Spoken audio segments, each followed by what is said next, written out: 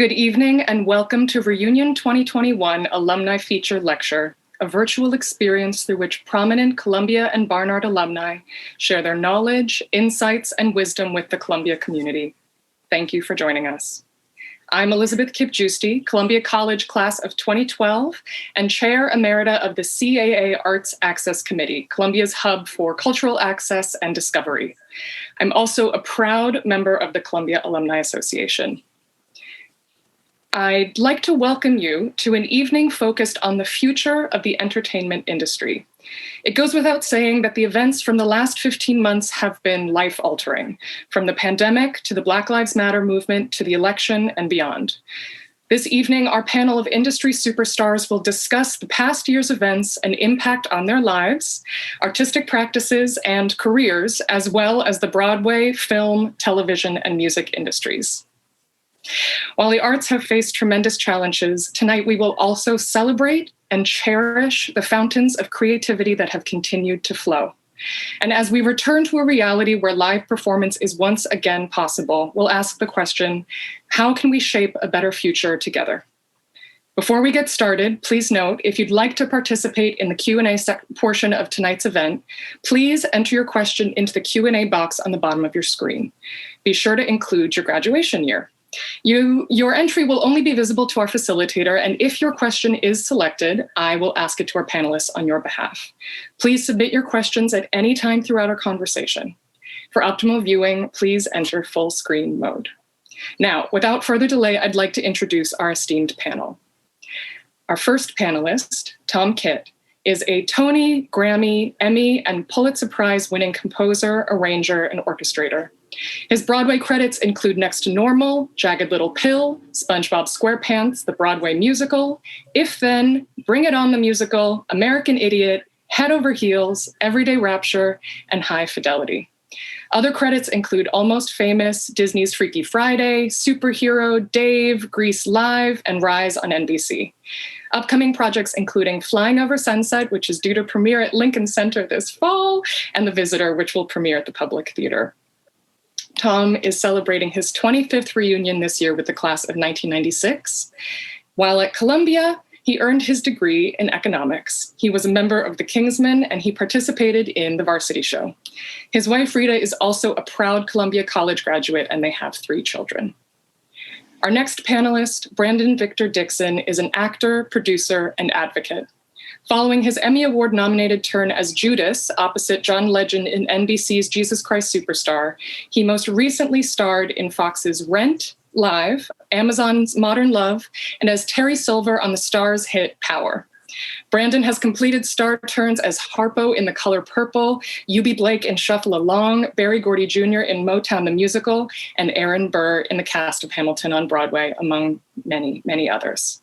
Brandon is a Presidential Scholar, semifinalist, and a scholarship winner at the British Academy of Dramatic Acting in Oxford, a 2003 graduate of Columbia University, and a recipient of the university's IAL Diamond Award for the Achievement in the Arts. Yeah. Our final panelist, last but not least, is Jeanine Tesori. Jeanine Tesori has written a dazzlingly diverse musical catalog for Broadway, opera, film, and television. Along with Missy Mazzoli, Jeanine, now we're on first name basis, Jeanine. Sorry, Jeanine. Jeanine is one of the first female composers commissioned by the Metropolitan Opera. Her musicals include Fun Home, Soft Power, Caroline or Change, Violet, Shrek, Thoroughly Modern Millie, Twelfth Night, A Free Man of Color, and Mother Courage. Her operas include Blue, A Blizzard on Marblehead Neck, The Lion, The Unicorn and Me, and the upcoming Grounded.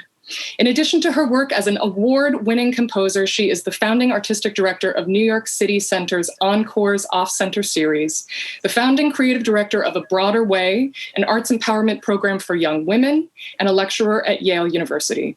Jeanine is also a graduate of Barnard College, class of 1983. Please join me in giving a big, big, big warm welcome to our distinguished speakers. Welcome, everybody. Woo! Hi. Hey, everyone. How you doing?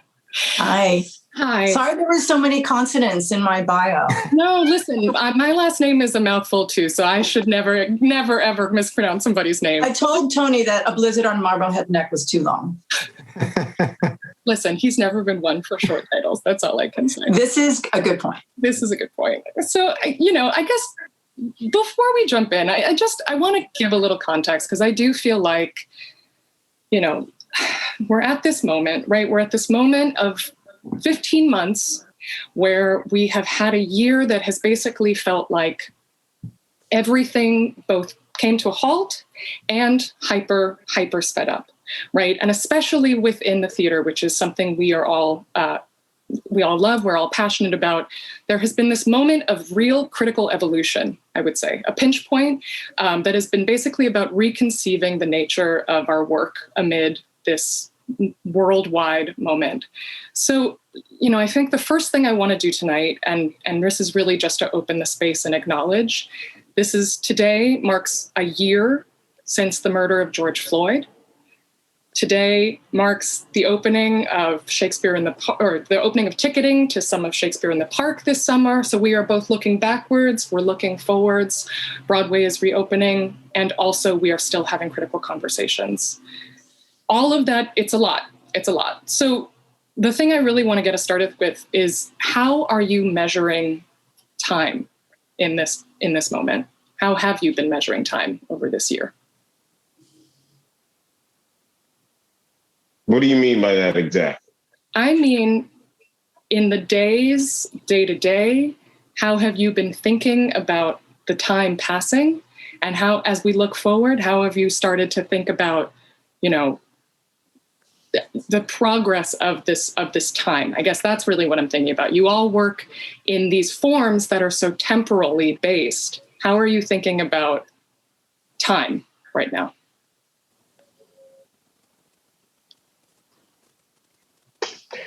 I've always been one of those people who, and I say this to young people. It's like, there's time enough. There's time enough. I've always been one of those kind of believers in things in alignment and things kind of coming at their proper pace and time. But I'm a contradictory person like most human beings. I've also been the kind of person who often wonders, is there enough time? Is time running out? Is the cycle that I've just become aware of, has it actually already passed?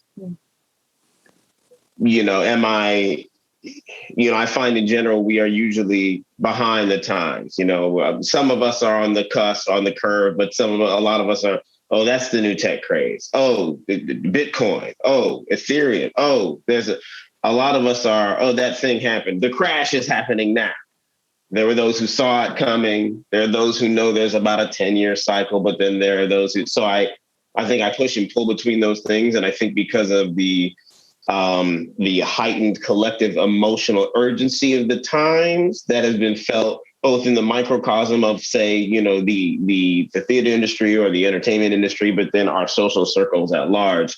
I think that question has come into being, I think, a lot more realistically for me, whether we're ahead or we're behind or whether we're on time. But I think for myself,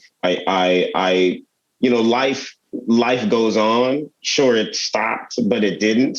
Mm-hmm. Things stopped, but life did, right? So I continued to pursue the work that I was pursuing before, because for me, there has, I think by providence, but also by conscious design, there's always been a fair amount of alignment between how I want to be in the world and how I want to express myself in my art and how I pursue those things. So,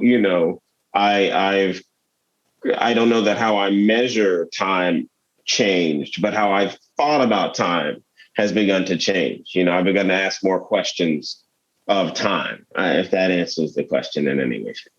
It definitely does. And I think, Brandon, what I appreciate about that is that, within what you just said is both that pressure, that feeling of never enough, and also the paralyzing luxury of how much time we had this year? I think that's really is what a little bit is behind my question. I'm wondering, how did that tension, that artistic tension that we, and especially in the theater, have come to know so well, of both like have to get it done and need the time to craft. How has that maybe been part of your practice this year? Maybe Jeanine? It's such a great question. And I think with that silence that you heard is, sometimes those questions that seem so obvious are the most compelling. I really appreciate that question. It's the question that Jonathan Larson asked in Rent about how do you measure a life? In this, in that, the word measure and time and the quality and the quantity is always something that's really the mystery to me. And I'm sure Tom feels this way about music. When people say, not many people, but a couple of people, one of them, my mother, says, what's the best part of writing? And I always think when I can weigh it, when I can weigh a score, that's the best part because I can measure it.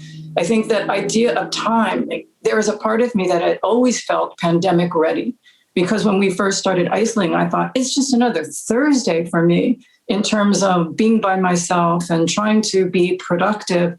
And yet this idea that you're trying to create something in a space, well, this wasn't a retreat.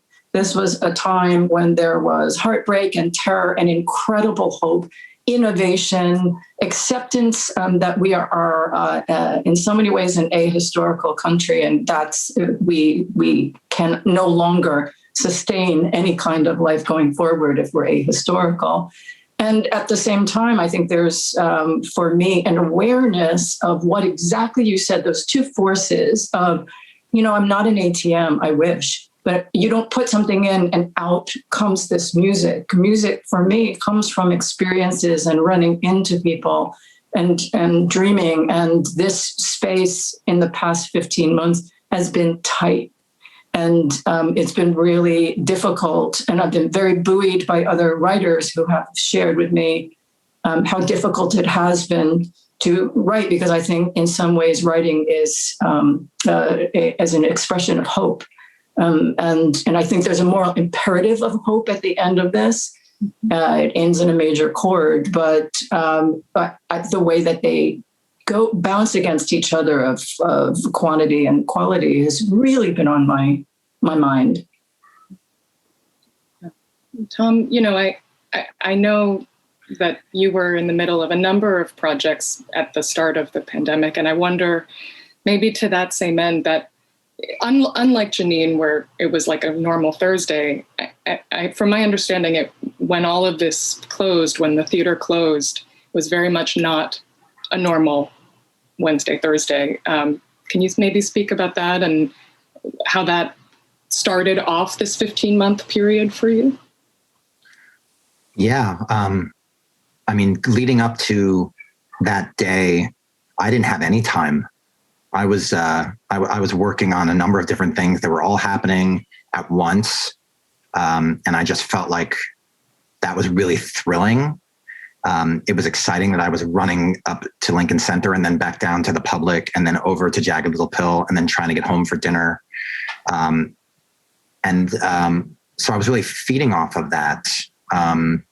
And so when it stopped, I didn't quite know what to do. And then it became unsettling. And as Jeanine really spoke beautifully to, it became, for me, impossible to create, because that sort of safe, inspired space that you rely on, no matter what you're creating, no matter what the tone is of what you're creating, you need to feel like you are excited to create. And I couldn't find that. And suddenly time became sort of endless, but it was going so fast. The days would go, but I could not make sense of one into the next. And especially living, in Manhattan, and just sort of seeing overnight the shift of the town. And everyone left. So, Rita would send me a picture of Central Park with the sort of beds that they had assembled. And you just felt like you were seeing things that you never thought you would experience.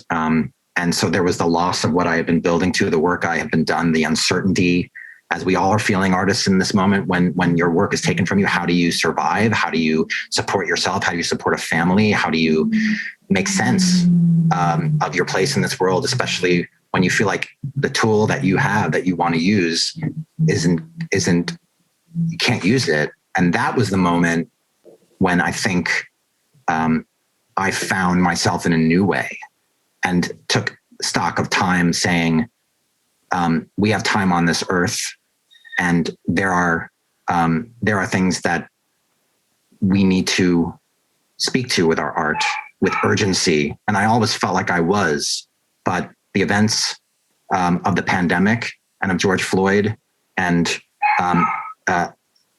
on and on over the past months made me want to take advantage of time in a whole new way and become more active and have my art speak in a new way to what is happening in the world. And it created a project that is about to be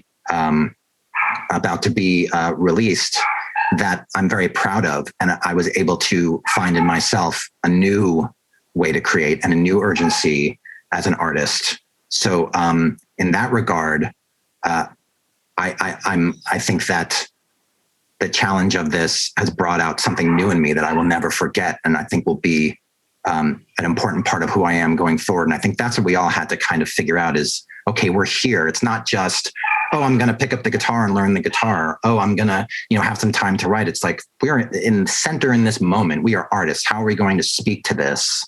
And that's something that I really, really took seriously and wanted to not just do on my own, but collaborate and be in conversation and be soaking up everything that I was hearing, because I'm going to go back to those projects, but the Tom Kitt that's going to go back in the rehearsal room is going to be quite different from we all are. And it's just, what do we do with that time? My son said something interesting. He said, he sort of mentioned this lost year. And I said, I think that you're going to look at it a lot differently. With some perspective, because there will be a lot that you've gained out of this year.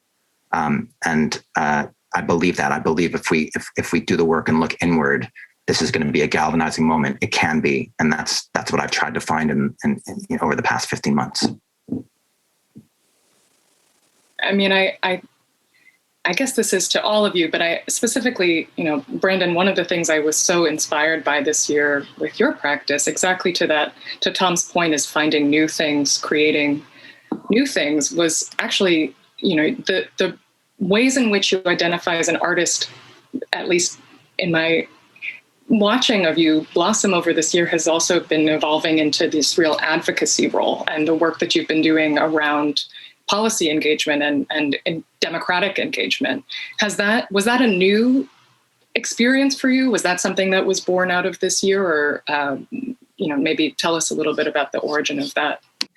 The formalization of that work was new to me, but not the foundation of it. At the foundation of my nonprofit work that I did over the past year, was really rooted in an element of looking at kind of your social and political sphere and wanting to invest particularly in the grassroots community elements of that from an educational standpoint, and using arts to bridge the gaps of understanding in those spheres. So that was kind of what it was rooted in. And in our political time, what you can start to do is then focus your messaging around things that can sustain no matter where your election ends up, right? But messages that are about, collective action, about, seizing the levers of self-determination, about acquiring resources, relationships, and skills that can be leveraged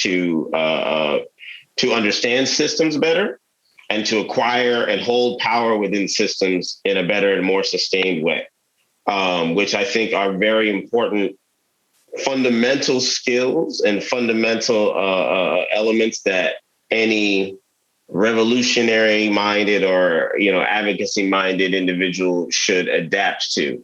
A lot of the things, particularly that we saw, and I remember talking to some of my nephews around when a lot of our protests, our social justice protests, were happening last year. And, they're down in Florida and they wanted to go out and protest. And I said, all right, Go out, put your location monitor on your phone so we know where you are. Be aware. If anything gets too active, make sure you get away. But go ahead and see what it is. And when I talked to them afterwards, they were happy that they had gone and happy that they participated. But one thing that they echoed to me is that after the initial energy of showing up, people weren't sure necessarily what to do or, what's the next step? What are we really saying? Who are we saying it to?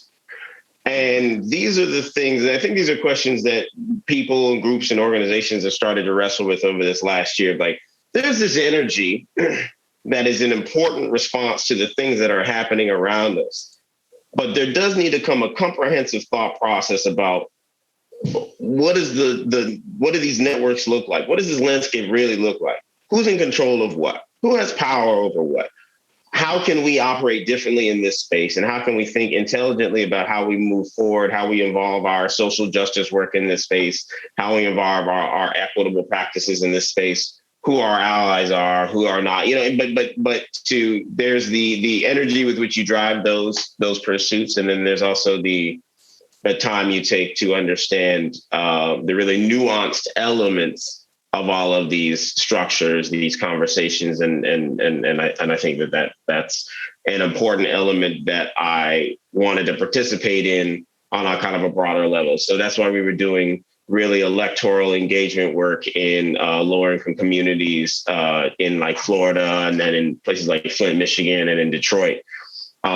Really, again, there was electorally related, but the idea is to communicate skills and communicate philosophies that help you to create community building blocks that will sustain kind of no matter what the political winds, which direction the political winds are blowing around.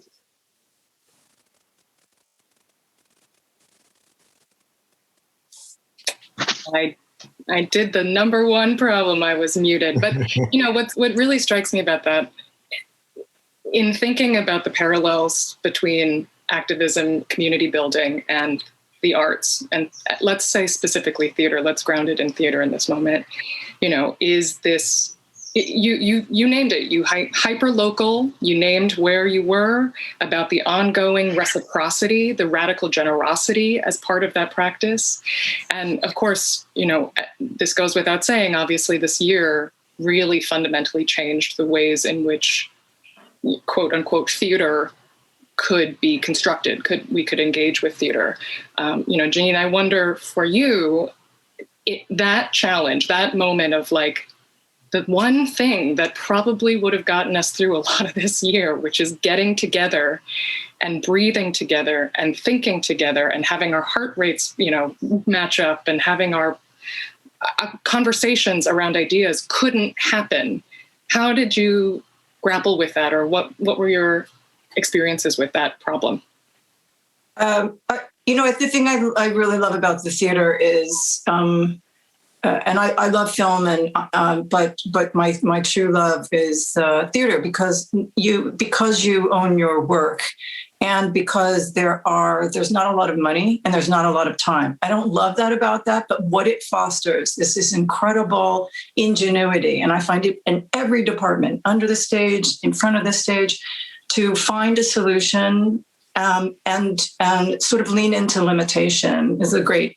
There are many masters who have quoted that the limitation allows you a liberation, because it gives you, just like when you swaddle your kid, you swaddle your baby, it means, they can fulfill whatever that silhouette is in that weird color blanket that the hospital gives you for free. And I took 2 more. I think this idea that you have to, I never want to hear the word pivot again in my life, because if one more person said, and then we pivoted, it's like, I don't even want to see a pivot step. I don't want to see that again. But this idea that, okay, if we can't gather in those spaces, first of all, we'll create different spaces. And there's the space inside your heart and your soul and your being. You create some space there and then invite people in. The work that I see Brandon and Tom, I was working all year at Columbia Law School to understand the contracts that artists have signed, and specifically young artists and young artists who don't understand the power they have when they're creating a room, and that they can create a room, a socially just room, a room that's ripe for imagination. They have the power to do that. But we are so divorced from language that's not theatrically based. We're so divorced from the language. That's why I love that Tom was an econ major, because you become fluent in something else, and there are all of those things in the arts. So you understand the contracts that you are signing, that the young lawyers that we are working with under the direction of Professor Lenise Panton, they were looking at our contracts and saying, I've never seen anything like this. We do not understand any of it. And so we should participate inside the collective to make a more equitable space inside the way that the system of revenue works, the system of the way that people can enter the space, that young artists can come in and they don't have to do what we did in terms of pay your dues and the hard knocks. It's hard enough. You pay your dues by trying to understand how your craft works. I don't believe that you should suffer because you're 23 at a critical juncture. And so in creating those kinds of spaces, I think there were some major miracles that happened, some ingenuities that happened, availabilities that happened, especially for introverted artists. They were able to have people come into their living room, particularly those who are afraid to go out into the world. So I do think, and hopefully the half-life of that kind of movement will live on. When we talk about accessibility, I think the accessibility of reimagining what a space would look like, and then discovering the concrete pathway to create the liberated space for which we should practice.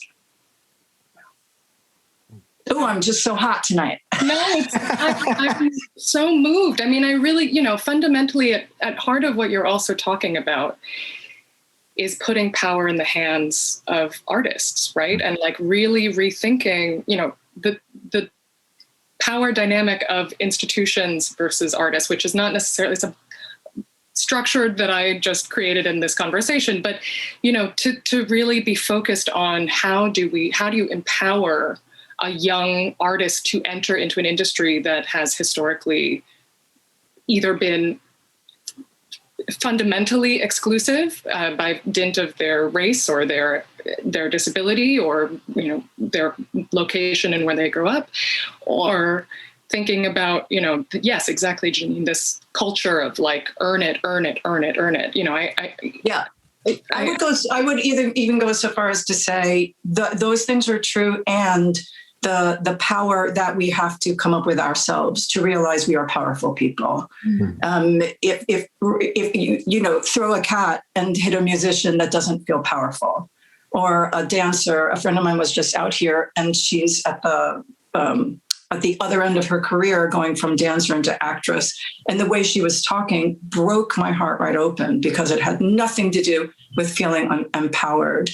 So it in that way, like when Gil Scott-Heron said the revolution won't be televised, I think the idea is how you regard yourself as a powerful person. And then you teach others to do that. It works both ways, because we create our own systems and participate. And that's the thing. I think that's the most cruel. Yeah. I mean, it makes me, to whatever degree you feel comfortable sharing it, Tom, it makes me want to think about your own trajectory to get to this place in your career, and where the moments of that vulnerability have been. And then, in your own, as you have now forged as a father, as a mentor, as an icon who many, many people look up to, how are you thinking about that, the reclaiming of power in your artistry? Well, I've always been someone, I'm an artist who wants to make the world a better place. All of the things that I want to take on, and they have different tonalities. Next to Normal is an example. If Then is an example. But SpongeBob's an example, and Bring It On is an example, and they all have different sensibilities, but all of them have a heart that for me is trying to speak in a collaborative and an empathetic way, and to bring light to humanity. And I'll never forget, there was a young teenager who stayed after Next to Normal one night in previews. And he thanked Brian and I for writing the piece. And he said, I've just been diagnosed with bipolar disorder, and now I feel like I have something I can show my friends to show what I'm going through. And that just slayed Brian and I. But it's at the core of what I've always wanted to be as an artist, which is to have work speak to people and I hope give them comfort, give them inspiration. So now in this moment, speaking to what Jeanine said, and the power structure and opening up this world, shining a light on things that for too long have not had that light shined on. One thing that I'm so proud that has come out of this pandemic for me is that I'm a founding member of an organization called Muse, which is Musicians United for Social Equity. And at the core of Muse's mission is to create opportunities, pipelines for people who want to get into the music departments of theater, who have not seen these, people who have systematically been marginalized, people of color who have not been presented with the opportunities, and may not even know that this is something that they would love to do, going into the schools, partnering with organizations. And the work has been fast and swift. We just awarded scholarships over the weekend. I talked to one of our founding members, Alvin Huff Jr., who was saying that nothing gave him greater thrill than being able to talk to these young artists on the phone and give them the news. And we all know, we've all been there, speaking to what Jeanine was saying about suffering and why do we have to go through that. What made everything for us is someone saying, I see you and I see what you want to accomplish, and I'm going to help you realize that. Because the truth is, you need to not worry about your livelihood. You need to feel like you can pursue this with confidence and not worry every day about how you're going to make ends meet. So that scholarship, that money that allows someone to breathe means the world. And on top of that, opening up of the world, education, mentorship, it's at the core of what is going to be able to move everything forward. So that's something that has been incredibly heartening and important for me to have discovered in this moment. I'm very excited to see what Muse is going to do as we move forward. It's obviously a very, very big issue and a big thing that we have to all be in the room talking about. But it's a way that at least out of this moment comes change and really important change. Yeah, I mean, because that's, I think, thank you, Tom. I mean, I think thinking about this, the framework of this discussion, right, the future of the entertainment industry, one of the things I certainly was reflecting on was this, it's kind of been the theme of the whole conversation thus far. We are going to go back. There will be some version of a back to go to, and yet we know that back was insufficient. It was unsustainable. We need to carry the things forward. We need to carry commitment to a larger sense of community forward, right? And I guess that really leads me into a question for all of you to really think about is how, in the same way that I asked you about how you've been measuring time, how have you been locating yourself in community, or moving forward? Maybe this is a better question. Where are you locating yourself in community, in your practice or in your everyday lives?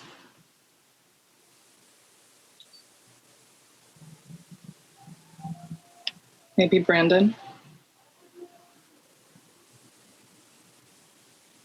Where am I locating myself in community in my everyday life?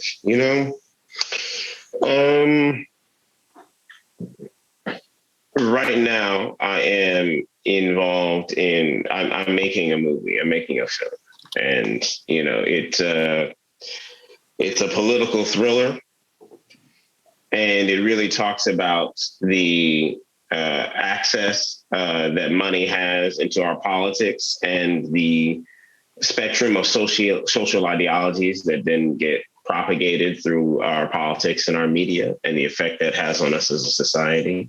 And, so I'm in Los Angeles, which is not, my hometown, but I'm here and I'm rooming with the writer and the director, and we are building a crew and building a cast of really like-minded people because we have no money to pay any of these people. Asking them to commit to extraordinary limitations, structured in order to bring out the best in them. But we are finding that with our challenges, there are people who are committed to ensuring that the project sees life because of the content of it, because of the other individuals involved, the relationships that people are calling friends and calling a colleague. Somebody want to be on this. And so in the pursuit of the art, as usual, that is how I am continuing to find myself in community. Do you feel, this is a Columbia panel, do you feel there are institutions or spaces from your life that you go to find those people to make the thing when you're in the moment of making a film? Look, absolutely. The institutions that I've been privileged enough to enter into and to form bonds with have yielded me incredible opportunities, incredible support. My writer-director is my friend from Columbia. He was CC’96, I believe he was GS. He reached out to me a couple of years ago to ask me if I could help him get started on this project. Through building other things, we reached out to other alum, other friends of ours. So we need some financing because, we're old now. So we have real jobs. We've made money. We've done things. So we can ask each other for real stuff. As we ran into challenges in the production, I was able to call my friend Alec Yellen, who I went to high school with, and say, hey, I need so-and-so and so-and-so. And he called some of his friends and his friends called me. They're like, hey, we got you. I reach out to this person. Anybody whom I reached out to who was too busy to work on the project that I asked them to, they always said no, but good luck. And they recommended somebody. So, I see, it's one of these things that, I talked about in my commencement speech a couple of years ago, and I talk about regularly. These are challenging times, and a lot of times we can feel overwhelmed by the challenges we see before us. And we can begin to feel like the conflict and the chaos and the fear is all that there is. But I really think a lot of that is due to the amount of time we spent receiving concentrated bits of information from boxes like these. But really, when we unplug from them, I find to an overwhelming degree, strangers who want to help me, people want to help me find my way, people who want to support me, if I can put myself out there to say, please. Mm-hmm. If I can put myself out there to do that, and that I can't always do that. I can't always do it in time to get the help I need. But I'm finding that, and so that is how I'm finding that in this environment in which I'm working to create art that I believe will have meaning when plugged into what to me is the most influential cultural medium on this planet, which is that of media and storytelling. Yeah, and I appreciate that weaving, it is to me personally, as much a part of artistic practice that, sharing of ideas, vulnerability, reaching out for support, putting things together, taking things apart, it's as much of the making of something as writing a concerto or, drafting a scene, because it's building together, and I think one of the things for the three of you that I really think about all the time in every place I've ever experienced your work is this sense of a collaborative spirit, a real commitment to being collaborators, and we're heading towards the end of the conversation. So or actually an opportunity for question and answer. But one of the things I really want to ask you all is if you had an opportunity to ask for collaborators from the audience, the other part of the artistic equation, as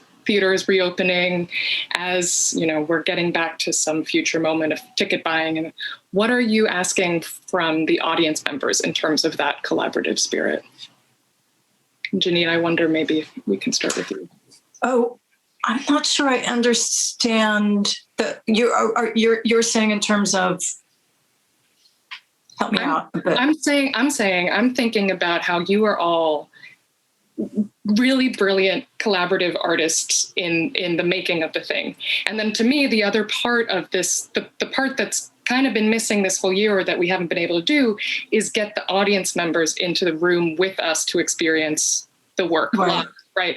So in a moment where that's starting to be possible again, what are you asking for? In that same way Brandon said, sometimes you need to ask for the thing from your collaborator or ask for the thing from the participant. What are you looking for from folks coming back into the room to experience work live together again? Oh, that is a really deeply good question. I think my thought about it's like the student-teacher relationship. So maybe audience and performer, that whole relationship, which we depend on. An audience for us is I think the final scene partner. They tell us it's not pandering or something, but that's the final participant in the conversation. But I would really ask that audiences demand different stories, and that idea that it's a symbiotic relationship, that we're not. It's not just us, but people who want those things, the curiosity that comes. I think what tends to happen often, and I understand it, that it's the reason why I eat a lot of candy, is that escapism. What's better than a Butterfinger is when it's going bad. But there are other things that, we don't have a national theater, so we have to create one for ourselves. It's not subsidized. Arts are not valued in this country. Performing unions are not seen as labor unions, which they are. They're not taken seriously. We have to take ourselves seriously. Even if comedians, they take themselves really seriously, comedians. So I think it's that asking and demanding and being curious and not wanting always to just escape, not that they do, but not primarily to escape when they go, particularly to see musicals, but to, nuanced work and work that isn't supposed to, like the stuff I write, doesn't run 25 years. It runs a year. That kind of those kinds of shows that I think create the demand for. That's what I would say. I thank you for that. And I will be there. I will be there asking for all the stories. I'm excited to play my part. Why don't we move into some question and answer? Because I've just gotten a first one from our audience. So I'll read it to you. Tom, this is going to go to you for our first one. This is from Ken Howitt, CC’96. The last 15 months have been a time of isolation, and for the theater and entertainment, it has necessitated a reinvention of the solitude of creation, but also a redefining of the collaboration process that energizes the industry. How will the last 15 months impact collaboration both in person and with the advances of technology? Going to be sort of an individual decision in terms of how much to incorporate. I mean, for me, part of what I created over the past year finally involved in-person creation. And it was incredibly emotional and difficult, but ultimately moving and was everything I was missing. So I think that this has shown us what we can do. Thankfully, the technology exists that we can be on Zooms, we can be having meetings, we can. I never did any kind of Zoom or virtual presentation. I think some people were doing that, and I'd be curious to know how they went. But I think that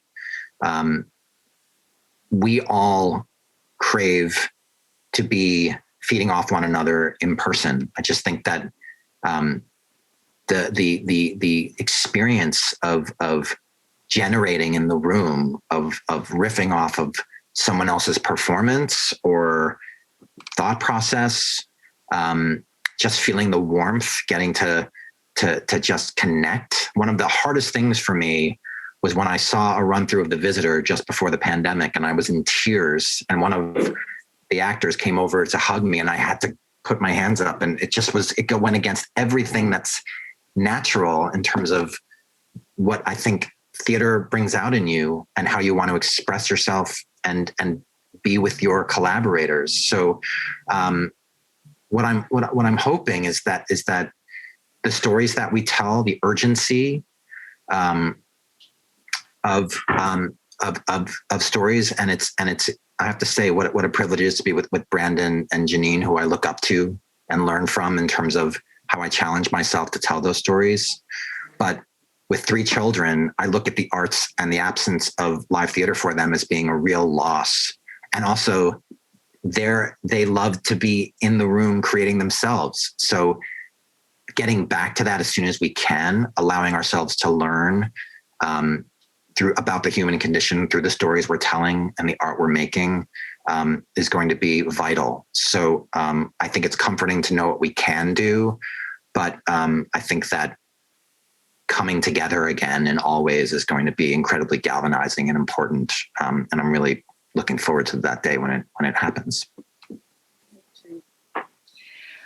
Thank you. Our next question is from Darius Van Sluitman, CC’96, and this is for Brandon.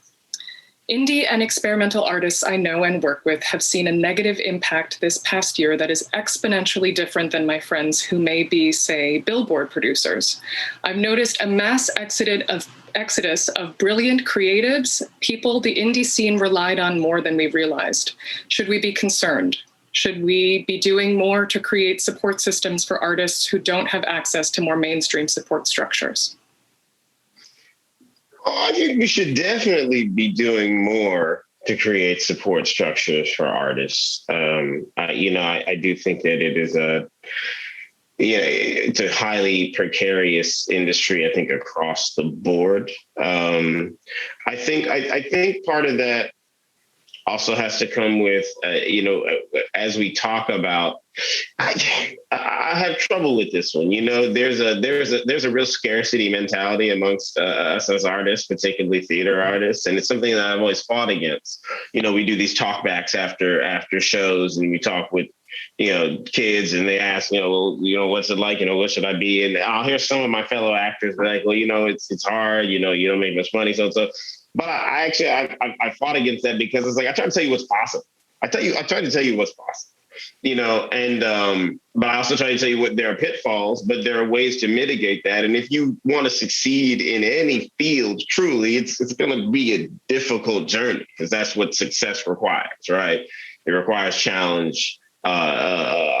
Adversity and obstacles create strength. Resistance creates lift. That's but at the same time, you want to make sure you prepare people for what they're going to encounter and create networks that can support them through that. And I think that as much as there have been certainly many pockets and facets of that in the theater industry, if we're talking about the theater industry, there's a mentality that exists within the theater industry that creates that amongst us as a community. I think this next phase that we're talking about is finding ways to formalize these structures across our industries in a more sustainable way to help to help preserve the kinds of things that we're talking about, right? You know, if there's just the empathetic human element of it, but then there is also what Jeanine was talking about, how we value the arts, how we value the arts in this country, how we value the arts as a culture, as individuals in our necessary pursuit to expand our consciousness and the consciousness of others around us, right? STEM is pretty useless without STEAM. Arts are really the comprehensive study and understanding of the humanities. It's philosophy, it's literature, it's history, it's language. These are the things that we kind of venerate in their individual elements, but art is the synthesis of that. Artists are not just people who sing and dance and paint, and artists are people who manage to take technical skills, advance them to a level where the rules fall away, right? And they can begin to manipulate those skills on a more multidimensional level. That's what being an artist is. Doctors can be artists. Lawyers can be artists. Engineers are artists, right? How do we pursue our life in an artistic, comprehensive way, in a more collective analysis of our environments and what's possible?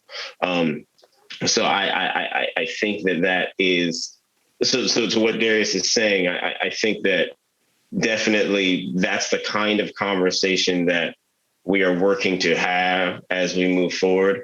I think one of the points I was trying to make before is that as we have these conversations, it's very important to understand the arena that we're stepping into is, unfortunately, entertainment is the intersection of arts and economics, right? They are fairly diametrically opposed. But it is the environment in which we are all choosing to create, right? So we have to have a very objective understanding of the forces at play in that environment in order to carve out the space necessary to sustain ourselves at the level that we want.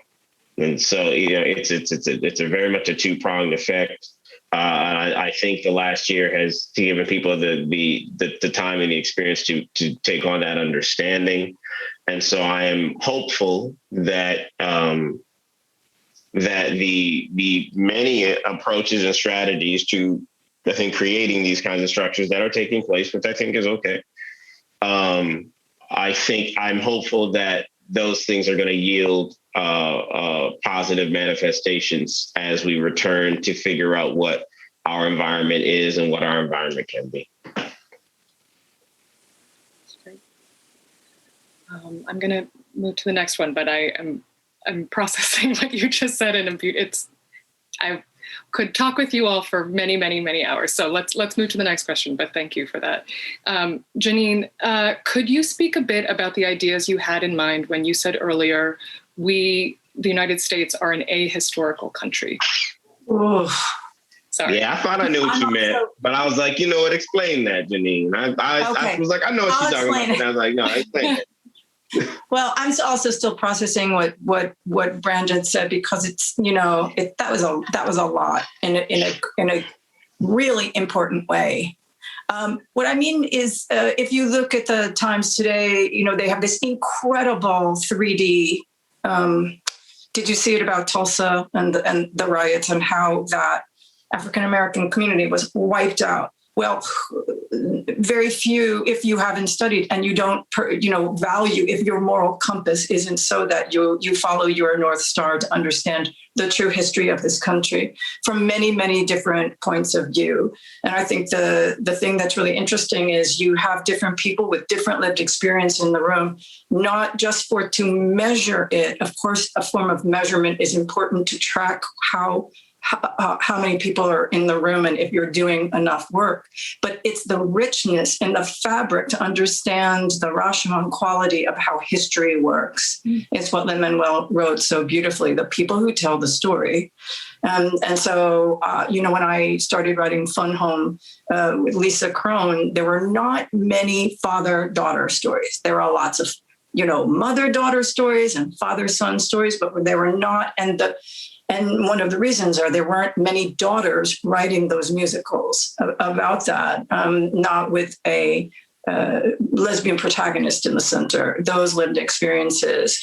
So what I mean is I think this country has a kind of amnesia, which is required to begin again.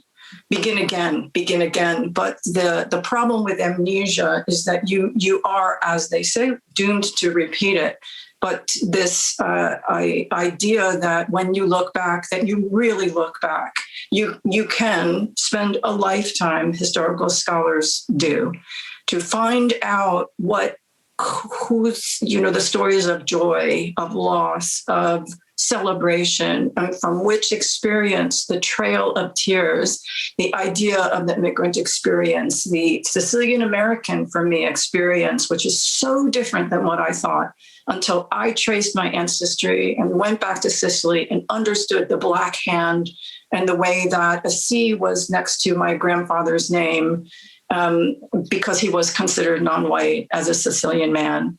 And I did not ever learn about, there are so many things we don't learn about. And that's what I mean by ahistorical. There's a presentation of facts that are sort of packaged in a way for consumption. But that is not the whole story. Will one ever get it? No, but it's prismatic. And it means that you have to sit in the space of understanding what it is like from the other side, which is what theater does. Theater operates that I am and you are, I am as you are. So that person in the room who you have not traveled in their shoes, you can, for a time, wonder what it is like to be them. And so that's what I meant by ahistorical. So that was really so beautiful. I'm just I'm having visions of you all holding prisms and refracting light and stories in the work that you do. So thank you for that image and thank you for that answer. So let's do one more. This is from Lian Chung, C's 88. Writes, greetings from Sarasota, Florida. Tom Kitt's Jagged Little Pill was my last Broadway show. How can we in Florida and across the US support Broadway in the fall and in the future?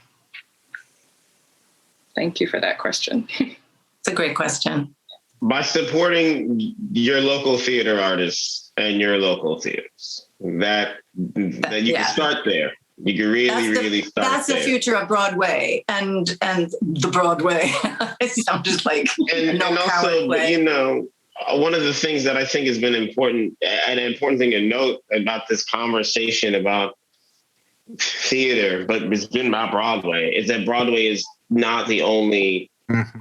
It's not the only place for theater. It's not the only place where theater happens, and it's not the only place in which we need to endow the value of theater. We actually need to spend a lot more time endowing the value of theater in other environments and in other cities and in other communities, and also being able to see the validation of our artistic abilities when they're displayed in places other than Broadway. Because when we begin to instill value in other places, that is actually, once you empower other places, that is actually when you will create the leverage needed to create parity in different markets, right? But it's not just about Broadway. It's really about patronizing your local theater. If you patronize your local theater, then it will register on the economic scales of your local municipalities and your state municipalities. And so then the funding that goes towards arts and cultural and theater related experiences will uptick. And that is, I think, the best way for you to support Broadway. Also, we are all here because of our education, because of programs, because of teachers, because of people that instilled and created a passion in us. So who are the stars of tomorrow? Who are the people that are going to be performing? It's people who are getting strong arts education. And sadly, we see so much of arts education underfunded and cut. And so it's not just about supporting Broadway, it's about supporting who the artists of tomorrow are going to be. So finding energy in supporting education, arts education, important programs, and supporting all forms of live entertainment, because as we've seen, that's what was decimated. So many artists who rely on being in the room to present their art. So it's not just New York City. It's anyone that is struggling to come out of this and find their programs again and find their livelihoods again, and create. So anything that you can support that's arts based, and as I said, especially in education, is going to be incredibly helpful. All I can say to you all is the generosity you have extended to everyone here tonight, to the circles and circles and circles of people that you impact. It truly shapes the future. Talking about the future, you are truly shaping the future together. And I'm grateful for your guidance, and I'm grateful for your time and your thoughtfulness. And I actually think that brings us to the end of tonight's conversation. So I want to say thank you to everyone who's joining us for the Alumni-Featured lecture, which is the future of the entertainment industry. Thank you for just sharing an hour together and just thinking together. And I can't tell you how much I look forward to being able to gather together again. You know, Jeanine, one of the lines from Soft Power that I just have been holding on to this whole year is, if somehow you survive when you should have died, good fortune will follow. And I hope that proves true for us all. So thank you. Till we meet again. And for everyone in the audience, as you log off, just remember to carry this with you. Carry your Columbia pride, and till we meet again, enjoy your night.